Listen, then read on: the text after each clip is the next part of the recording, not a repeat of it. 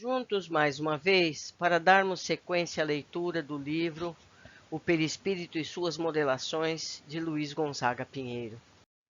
Hoje temos o capítulo 49, Patogenia Perispiritual. Diz Kardec: mas se há males nesta vida, de que o homem é a própria causa, há também outros que, pelo menos, em aparência, são estranhos à sua vontade e parecem golpeá-lo por fatalidade. Assim, por exemplo, a perda de entes queridos e dos que sustentam a família. Assim também os acidentes que nenhuma previdência pode evitar. Os reveses da fortuna, que frustram todas as medidas de prudência, os flagelos naturais, e ainda as doenças e nascenças, sobretudo aquelas que tiram aos infelizes a possibilidade de ganhar a vida pelo trabalho, as deformidades, a idiotia, a imbecilidade, etc. Isso está em O Evangelho segundo o Espiritismo, capítulo 5º, item 6. Patogenia perispiritual.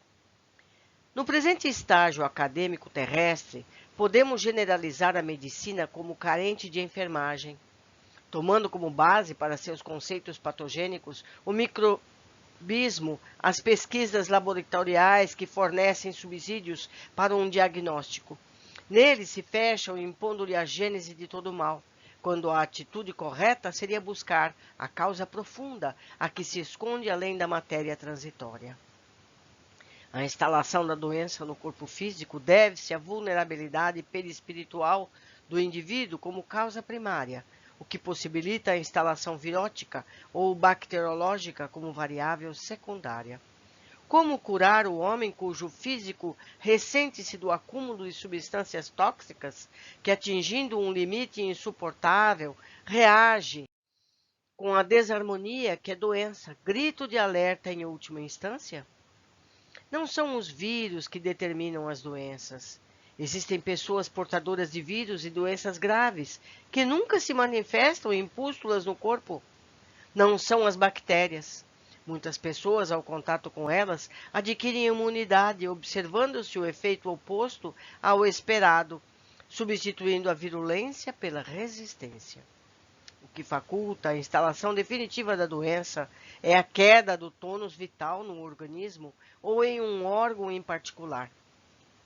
E a gênese da patogenia é quase sempre o perispírito, pelo adensamento fluídico pernicioso a que se condena o espírito pelo seu desregramento.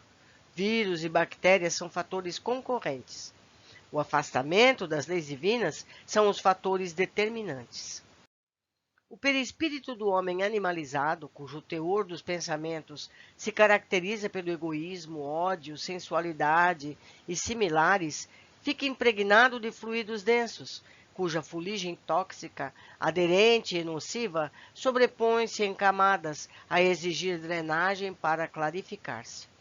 Quando esse fluido petrificado, através dos séculos, é atraído pelo magnetismo natural do corpo físico, que funciona qual esponja absorvente, afeta o tônus vital da célula, trazendo como consequência imediata a redução das funções de captação do fluido vital, do teor de oxigênio, forçando a sobrecarga de carbono, com efeito lesivo para o núcleo.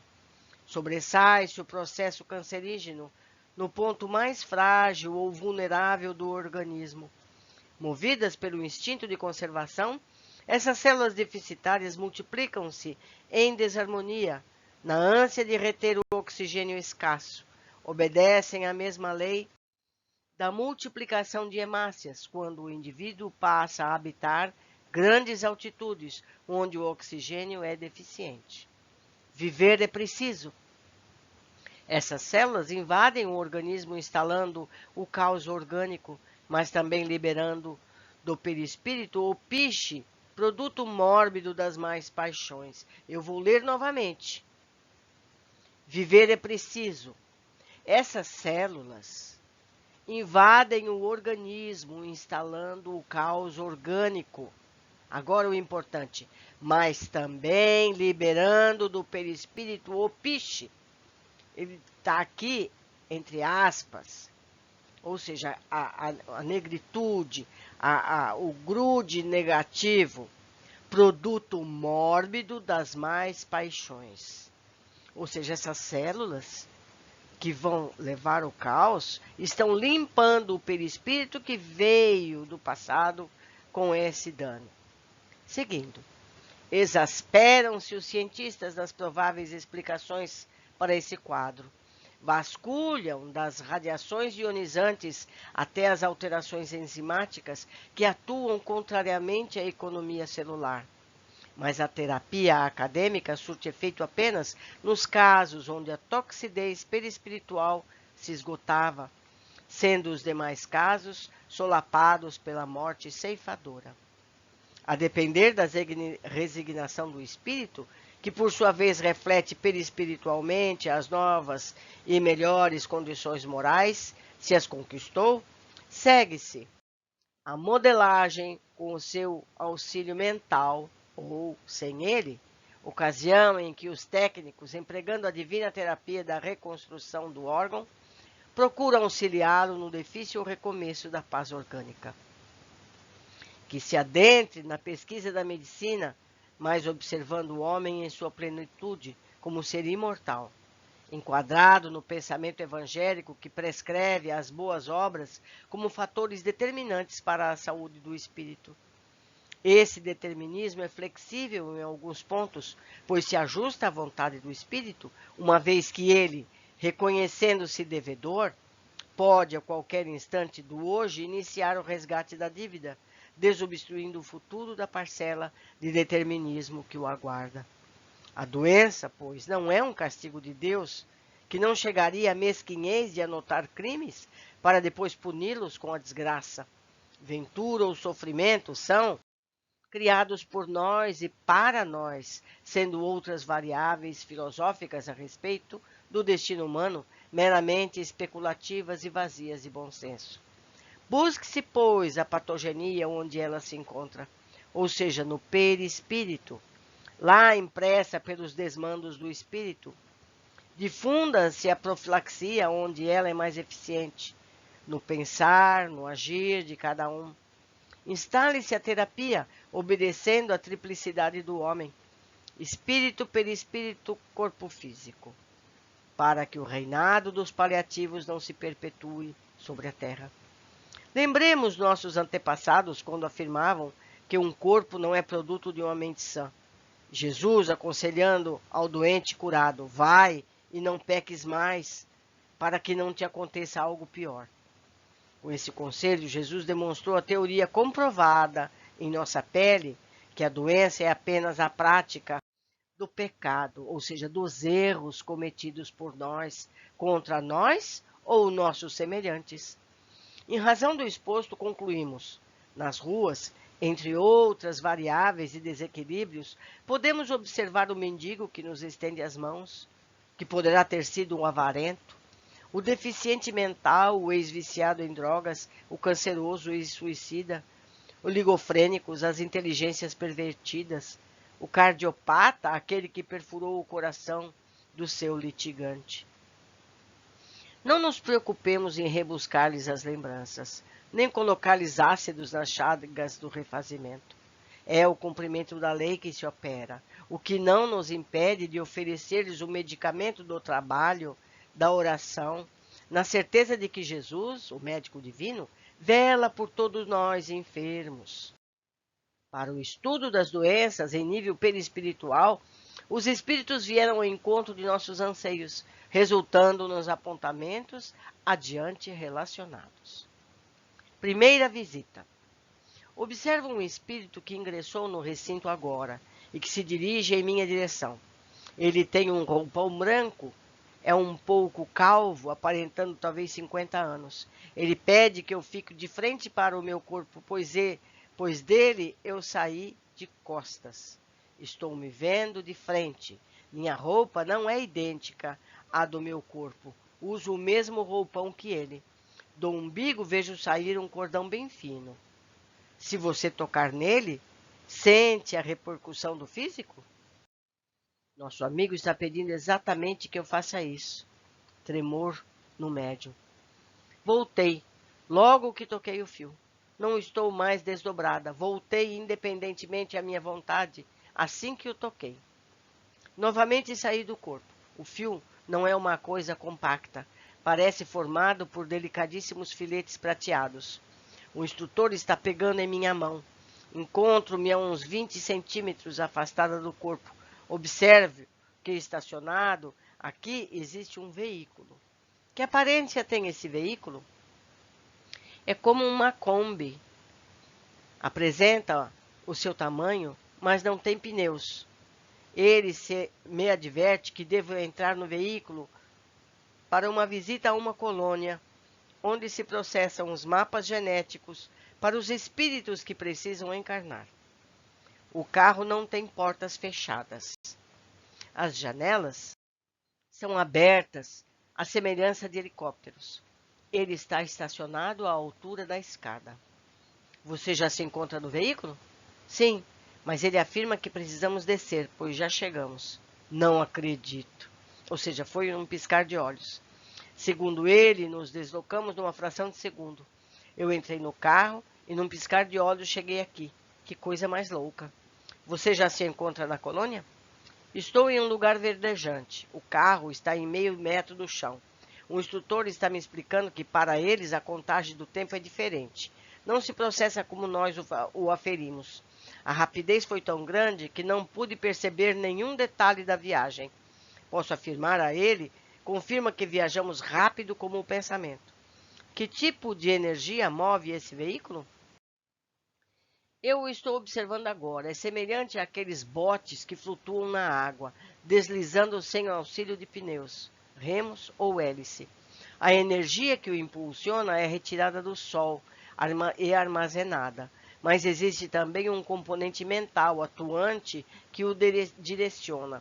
Eu, leitora, presumo que, por essa pessoa desdobrada não ter a capacidade ainda de se desdobrar rapidamente de um lugar para outro, eles usam esse veículo para que ela pudesse.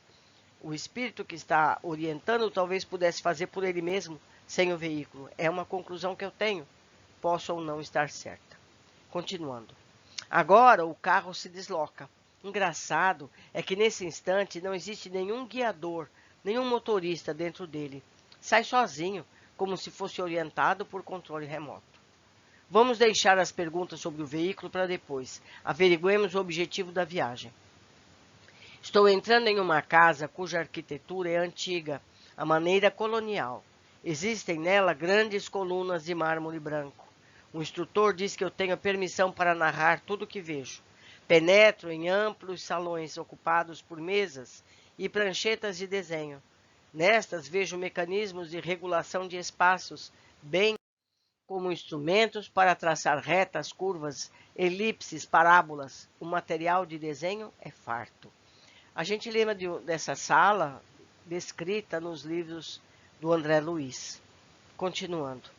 Muitos espíritos se despenham em desenhos anatômicos. São jovens estudantes, senhores, mulheres. É interessante.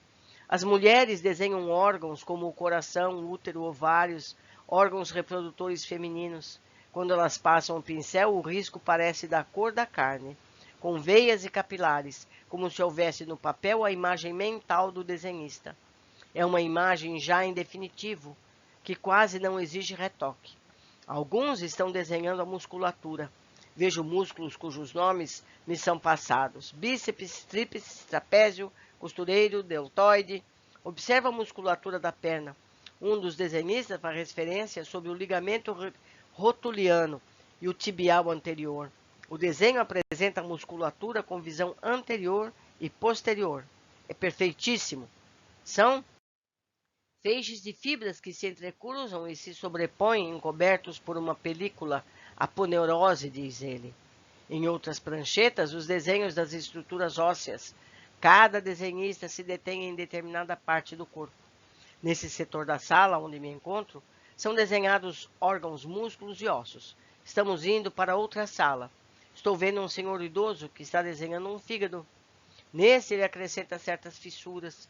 Pergunto-lhe a razão dos cortes observados e ele responde que aquele órgão, uma peça do mapa genético, desenhado para um reencarnante que foi alcoólatra inveterado.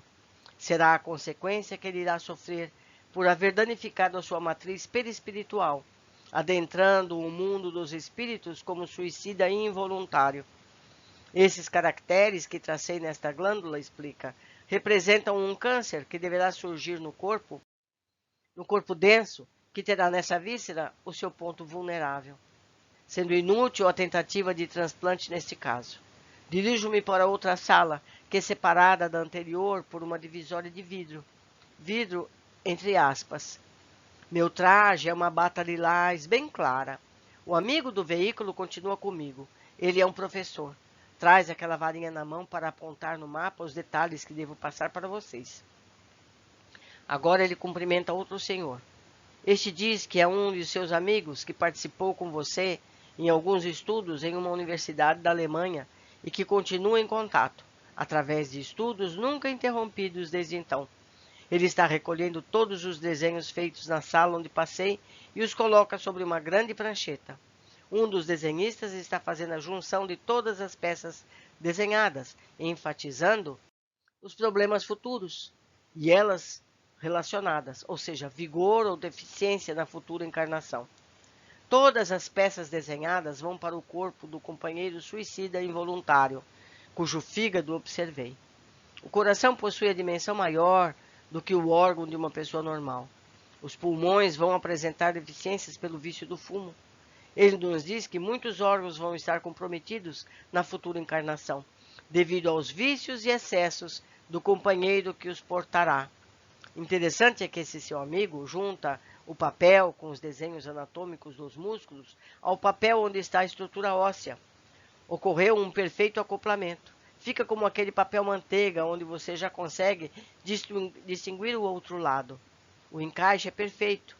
Um é o complemento do outro. Vejo quando ele coloca o coração parecendo aderir ao mediastino. Estão formando um mapa genético. Todo o corpo humano aparece nos mínimos detalhes. Este irmão, cujo mapa lhe retrata as condições futuras, quando completar aproximadamente 45 anos, apresentará um problema no fígado, que deverá generalizar em um câncer, espalhando-se por todo o organismo. Mostram-me agora outro mapa, destinado à mesma pessoa. Esse apresenta o corpo após a instalação da doença. O fígado é como uma geleia, o coração totalmente arroxeado, os pulmões dilacerados, o estômago se diluindo e os rins com imensa dificuldade de filtrar o sangue. Todo o sistema orgânico e glandular estão danificados.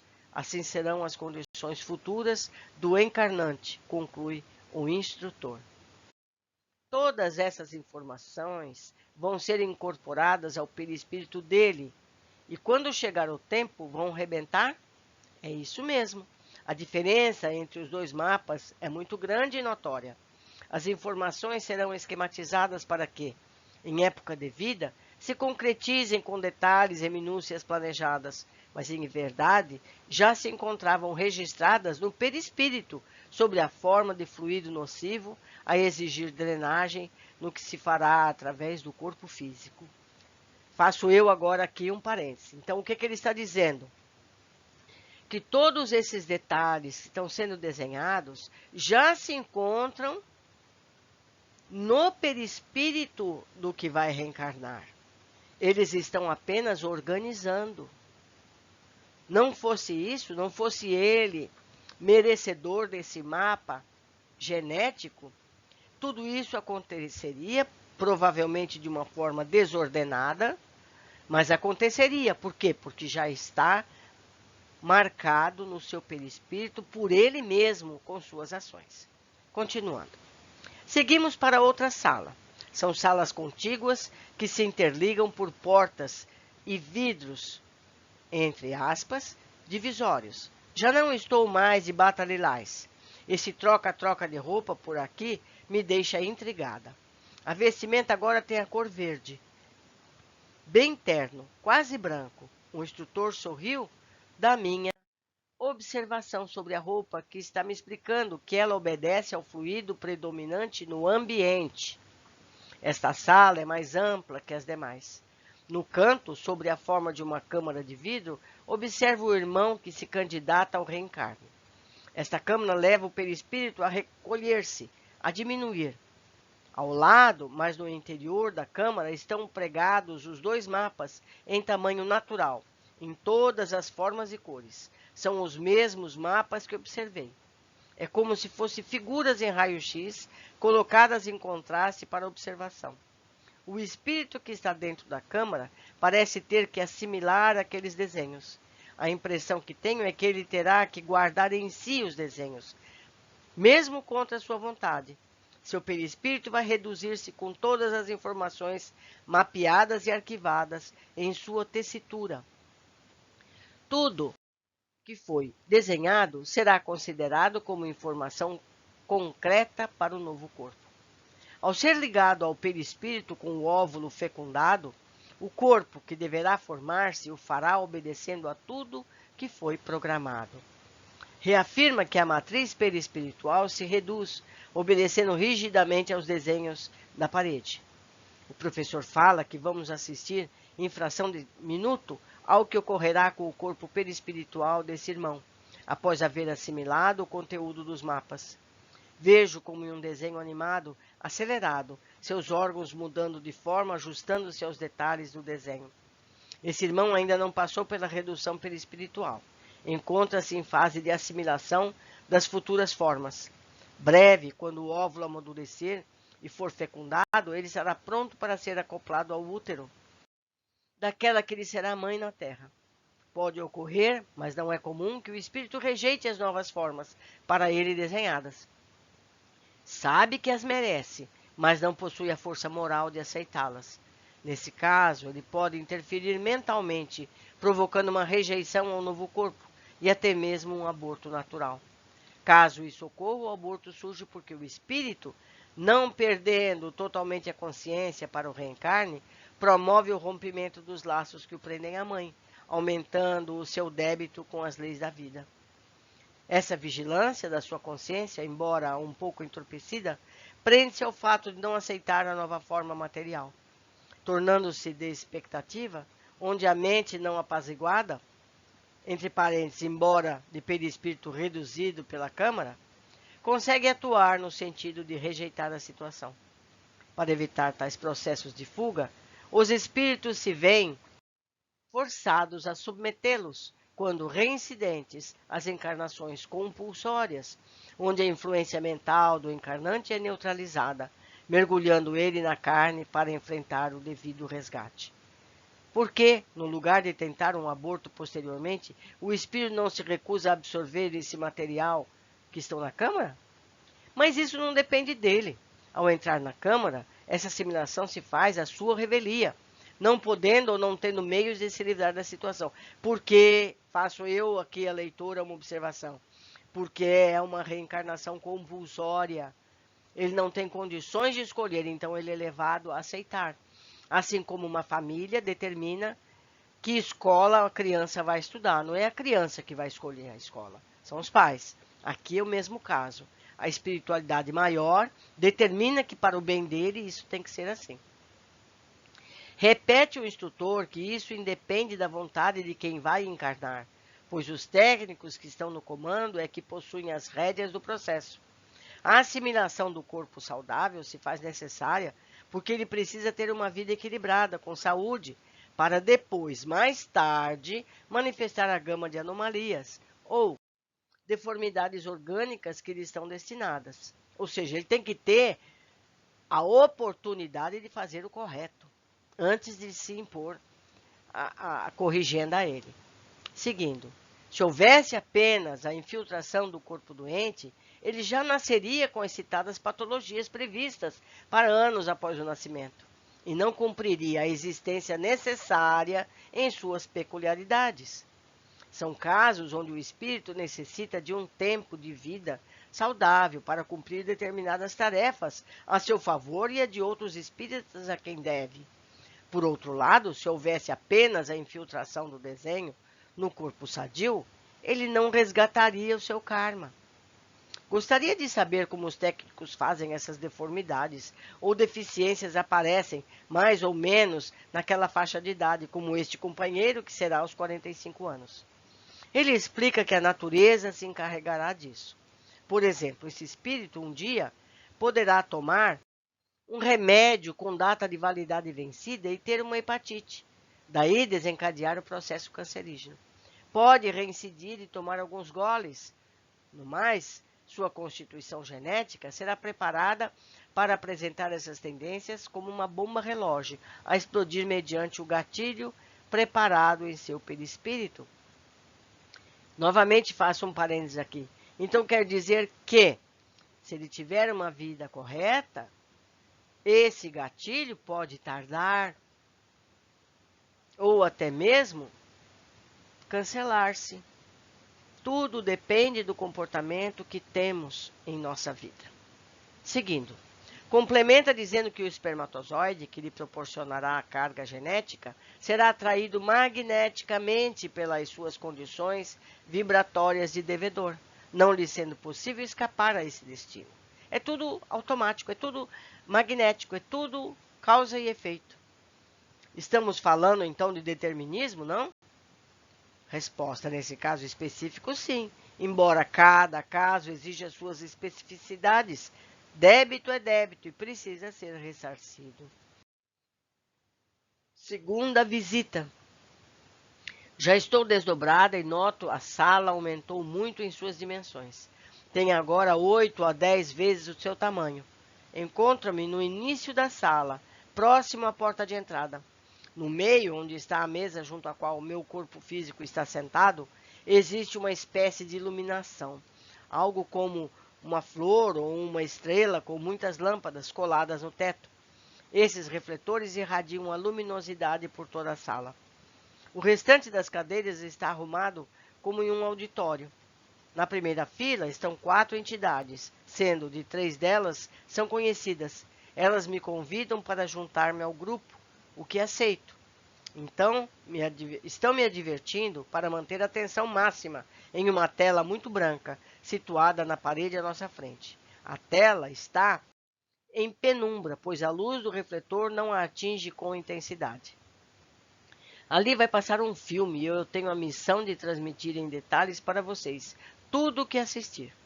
Mas o interessante é que o filme irá parar quando você apresentar alguma dúvida ou indagação sobre o que estiver sendo exposto. O instrutor diz que você sinta-se à vontade para qualquer pergunta. Nós vamos tomar conhecimento desse filme como se o evento estivesse ocorrendo nesse momento e não como um acontecimento já transcorrido. Ele pede atenção para os detalhes. São coisas simples e não vão exigir estudo profundo para o entendimento. A primeira cena é de uma sala de hospital. Vejo 2 leitos. Em um deles está um rapaz que conheci através de nossas visitas ao leprosário. Seu corpo ainda se encontra bastante ulcerado pela hanseníase. No outro leito, um paciente com um abdômen muito alto, com poucos cabelos devido ao tratamento que foi submetido, cujo objetivo era impedir o avanço implacável de um câncer que o devorava. O câncer era no esôfago. Ele aparenta sentir muitas dores. O instrutor faz uma pausa na fita para explicar o que vem a seguir. O que se segue é o desencarne dos 2 rapazes. Vejo 2 equipes espirituais que se dirigem para os leitos. No primeiro caso, o corpo perispiritual enfermo, pairando acima do corpo físico a uma distância muito pequena. O perispírito aparece amarrado por muitos liames, como se fossem fitas presas aos chakras. Eles vão começar pelo hanseniano. 4 técnicos iniciam a aplicação de passes, enquanto outro ajuda no desenlace das fitas. Ainda um outro procede a anotações sobre uma ficha. Esse desenlace é feito rompendo as fitas? Não, elas não são quebradas, são apenas desligadas. Isso é feito com auxílio dos passes. Todos eles emitem, através de suas mentes, fluidos para esse desenlace. Nenhum dos passistas toca os plexos. Apenas o companheiro que auxilia no desenlace faz movimentos em cada plexo. o que acarreta o deslagamento dessas fitas. Essas vão se abrindo como um laço que se desfaz. O desligamento teve início de baixo para cima, ou seja, inicialmente nas pernas. O rapaz que está anotando fica em posição que me permite ver o que está escrevendo. Vou passar os dados para você. Em cima está escrito: Pedro da Silva Cavalcante, 38 anos, nascido aos 18 do mês de fevereiro, deveria passar pela hanseníase como resgate de uma vida de muitos abusos. Mais abaixo ele coloca assim: processo pelo qual a doença se instalou. Ao nascer, o indivíduo já trouxe consigo o germe da doença. Aos 20 anos, a doença aflorou. Após 12 anos de incubação, contágio leve, contato com alguém portador. Agora ele escreve: operação a ser efetuada após o desencarne.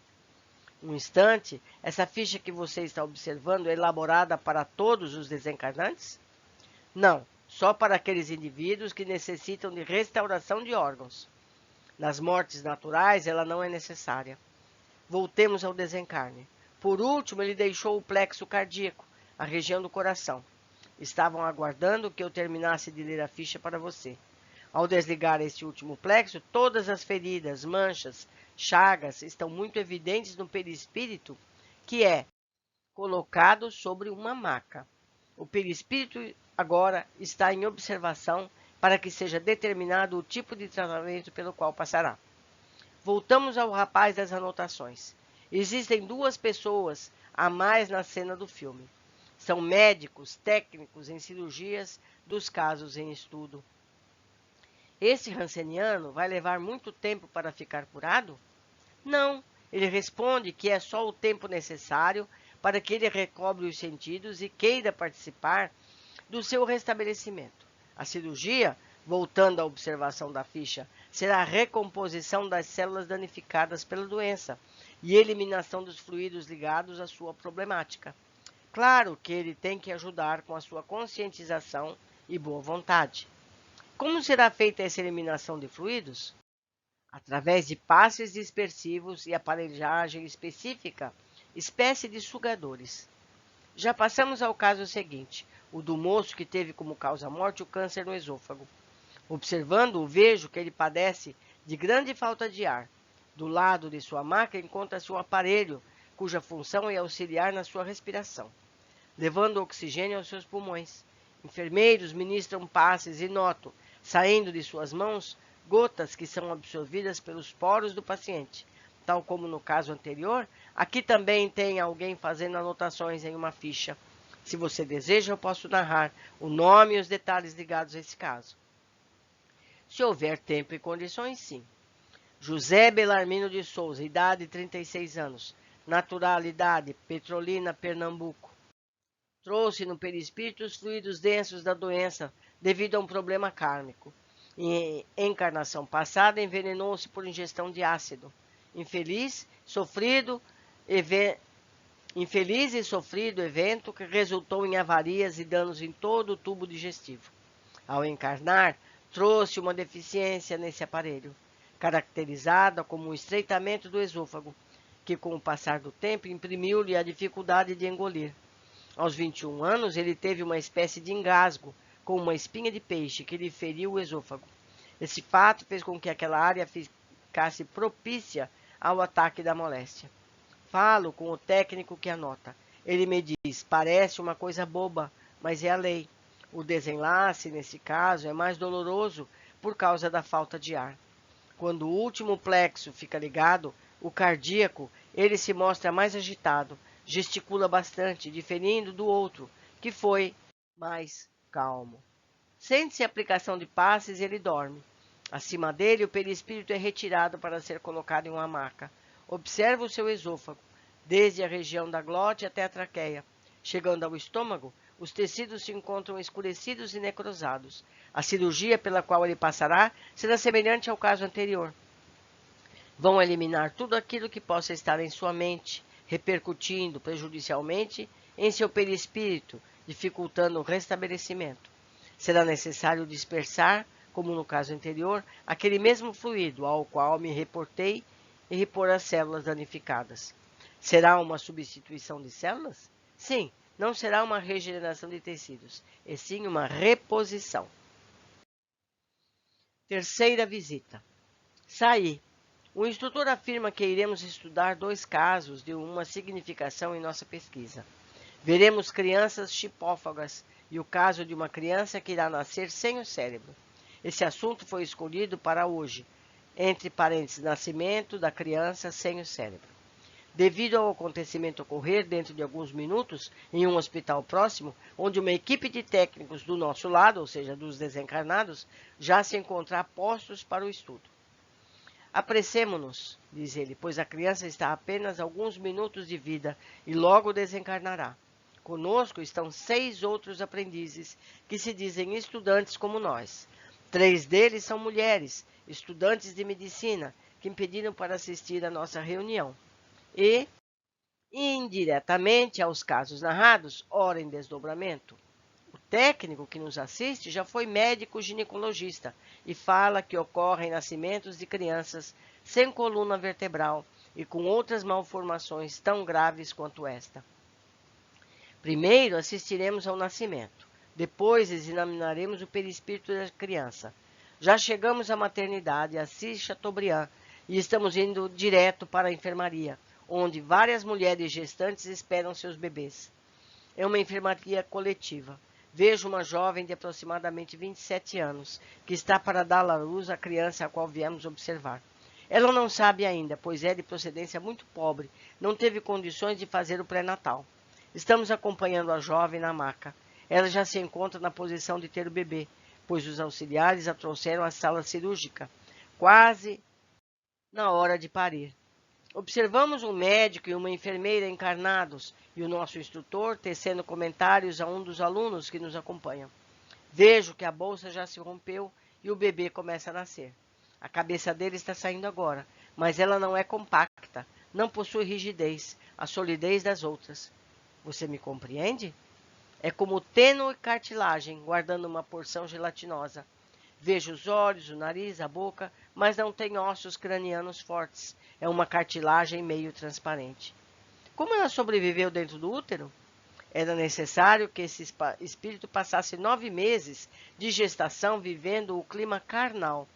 Os técnicos utilizaram os recursos magnéticos e fluidos retirados da mãe e deles próprios, a fim de auxiliá-lo no processo reencarnatório. Vejam, meus amigos, como é importante que essa criança chegasse a termo.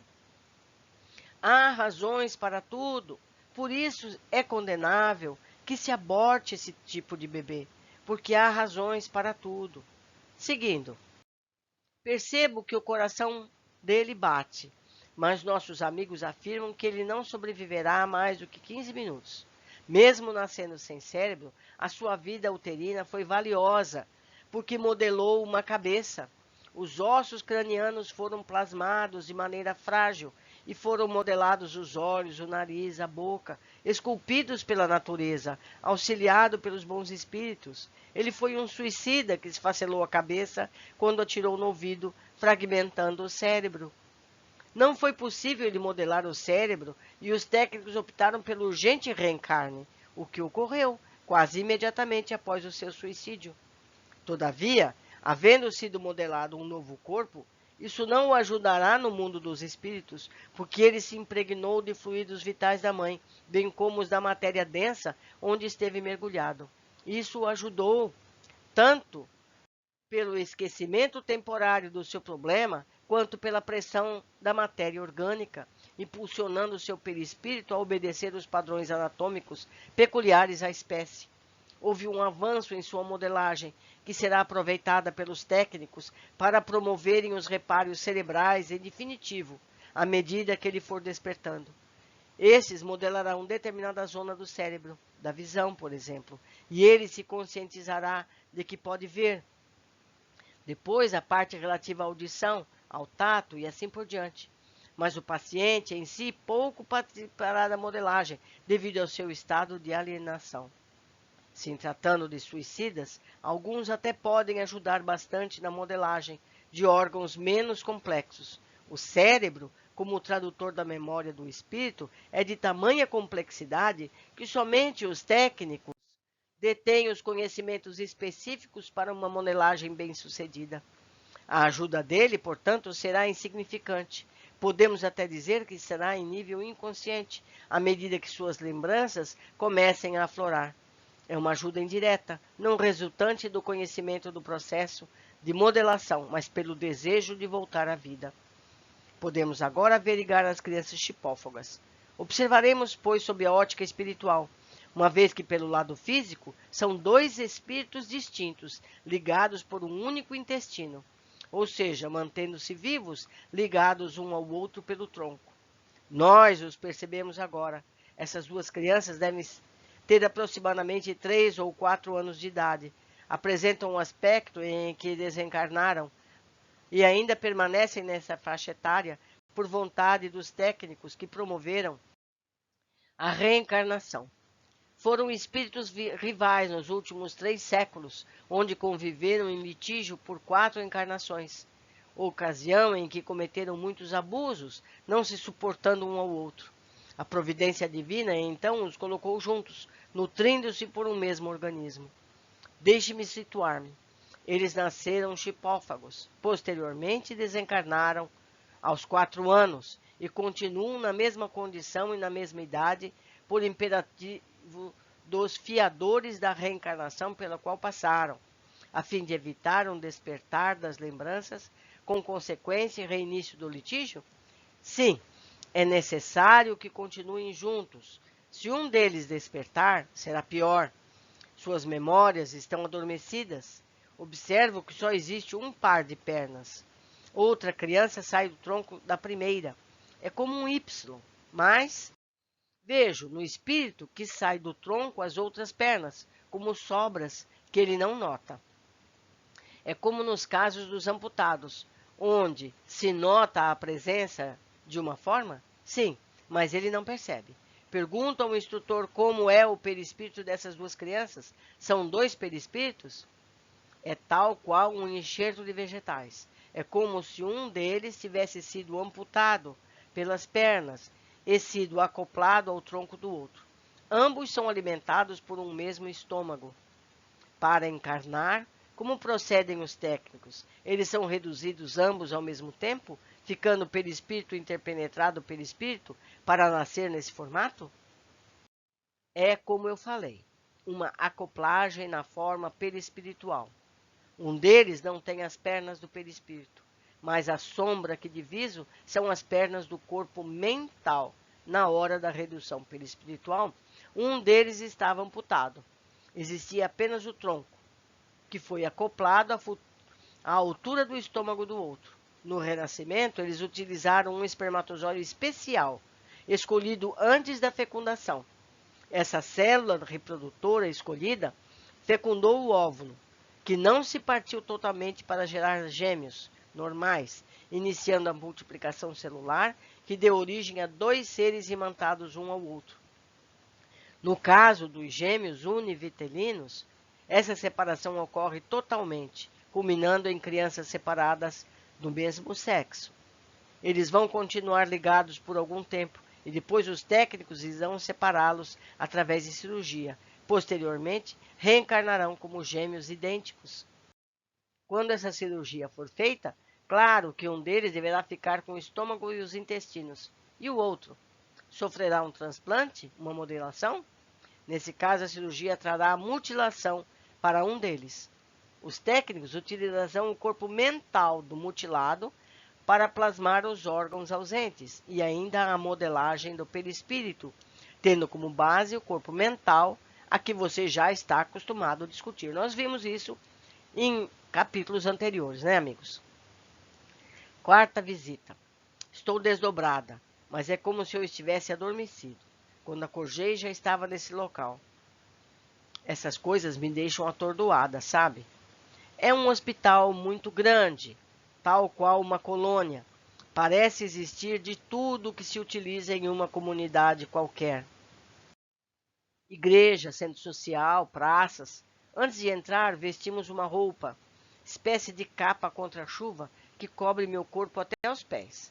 Na porta leio: Centro Dermatológico. Penetramos numa ala à direita, onde vejo uma placa: Hanseníase.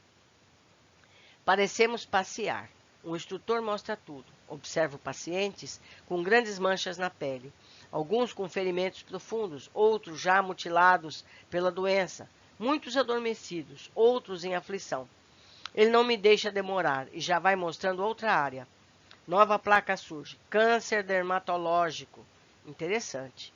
Nesse setor, as pessoas estão desfiguradas, não possuem nenhum pelo na cabeça. O corpo mais parece uma esponja vermelha.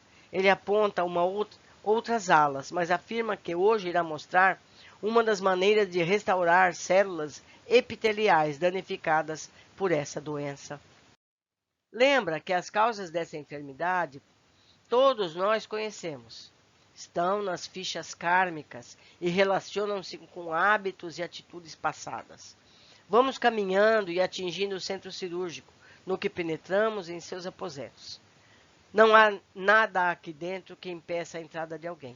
Indagam sobre contágio e isolamento e ele explica que geralmente adquirimos determinadas doenças quando estamos comprometidos através do karma, para passarmos por aquela prova. Caso contrário, é como se existisse uma imunidade natural da pessoa com relação a elas. Apesar do contato com a doença tornar algumas pessoas resistentes contra seus efeitos, nunca é demais tomar os cuidados necessários por causa dos familiares ou circunstantes com os quais se convive. Profilaxia e asepsia nunca são cuidados demasiados no capítulo da medicina material ou espiritual, enfatiza. Estamos observando um irmão na mesa cirúrgica. Os médicos colocam uma máscara em seu rosto, como se o anestésico agisse através do gás lá contido. Todavia, aplicam um líquido rosa na veia. O líquido vai fazer o papel de soro. Que gás é esse que existe na máscara, que anestesia e faz adormecer? É um relaxante. Sua função é neutralizar qualquer sensação, deixando o paciente entorpecido. Passado o entorpecimento, após a cirurgia, ele volta ao normal. Isso ocorre quando não precisam de sua mente atenta, auxiliando na cirurgia.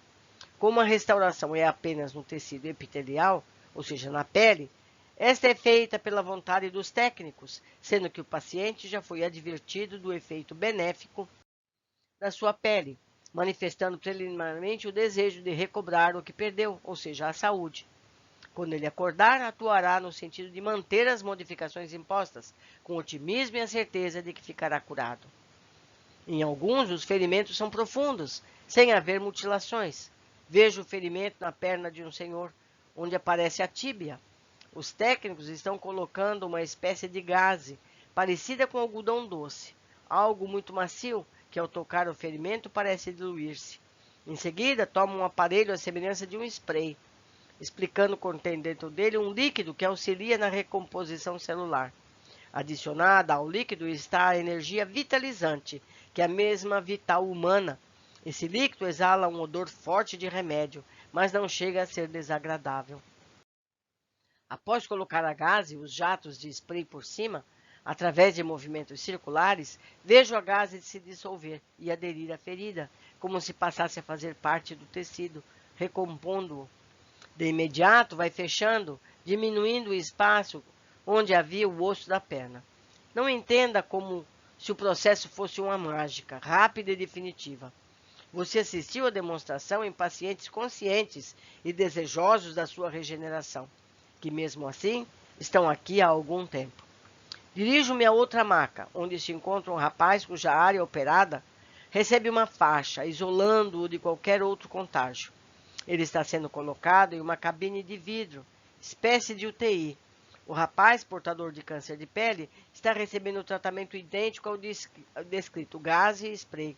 Esse paciente era fumante e usava drogas injetáveis. Mas o câncer dele é na pele ou nos pulmões. Manifestou-se na pele, como ulcerações no tecido epitelial, mas a gênese interna. Sempre temos algo de mais sensível em nós. Podemos adquirir um problema renal, quando os rins constituem a parte sensível do corpo, e dali a deficiência generaliza para outros sistemas, enfermando-os. Neste rapaz, os órgãos agredidos foram os pulmões, mas a parte sensível é a pele. À medida que utilizava drogas injetáveis, provocou uma ulceração nas células do tecido epitelial, que foram enfraquecendo até se tornar cancerosas. Foi um encadeamento de várias moléstias, culminando com o câncer comum de pele. A droga injetável foi para o sangue, que a levou a todos os órgãos, afetando assim a parte mais sensível. Para alguns, essa sensibilidade é o coração, para outros, os pulmões, para ele é a pele. O instrutor comenta ainda que alguns recebem tratamento de emergência para que possam reencarnar sadios, sob a promessa de, a duras penas, conquistarem de vez o equilíbrio de seus espíritos. Ocorre que sempre há os que voltam em piores condições, pois portadores da sensibilidade, da predisposição à doença, abusam da condição de liberdade condicional e voltam aos cárceres que construíram para si próprios. Tais companheiros, quando partem daqui, reafirmam o compromisso de resistirem até o limite de suas forças, mas levando o corpo saudável, esquecem de dirigir o barco da vida sob orientação do trabalho, buscando, em meio a turbulências, as seguras correntes da fé, traduzidas através da vigilância e da oração. Em mar tormentoso, tudo depende da situação do timoneiro, enfrentando borrascas e ventanias. É de se esperar alguns naufrágios. Porém, há marinheiros que vencem o intranquilo mar dos nevoeiros, evitando os acidentes de percurso, nunca insuperáveis para quem se escuda na confiança de Deus e tem como porto seguro a paz de consciência. Estão nos dizendo que a visita terminou. Volto com eles. Estou levando 2 frascos contendo material para exame durante nosso sono físico. Em um dos vidros está a gás e em outro líquido rosa, usado como soro. Logo mais, enquanto dormimos, poderemos voltar para o centro e lá pegar, cheirar, analisar, fazer experiências com esse material. Deus nos ampara em nossas pesquisas, é o que dizem na despedida. Vejo aqui agora a imagem de um corpo físico e do seu perispírito, exteriorizando o câncer no estômago do corpo físico iniciado preliminarmente no perispírito. Esse capítulo foi importantíssimo, meus amigos. Aprendemos muito sobre os nascimentos com defeitos físicos, a causa de se evitar o aborto a todo custo, mesmo que a criança viva alguns segundos, ou mesmo que nasça já morta. Mas o importante é que ela cumpra o seu tempo dentro do útero materno, recompondo os seus tecidos para a cura definitiva do seu perispírito. Foi um capítulo precioso. Aguardo comentários de vocês para que possamos nos enriquecer a todos. Um grande abraço e até o próximo capítulo.